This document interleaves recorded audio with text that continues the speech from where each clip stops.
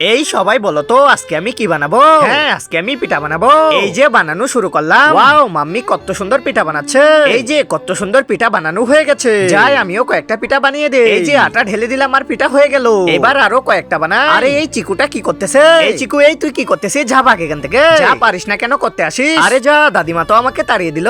আরে আরে দাদিমা কই যেন চলে গেল। এই সুযোগে আমি চুলাটা বন্ধ করে দেই। এবার আমি তাড়াতাড়ি লুকিয়ে পড়ি। আরে এ কি, চুলাটা আবার কে নিভালো? দেখি তো পিঠাটা নষ্ট হয়ে গেল নাকি? আরে ধুর যা, যা ভেবেছি তাই হয়েছে। এই চুলাটা বন্ধ করার জন্য পিঠাটা নষ্ট হয়ে গেছে।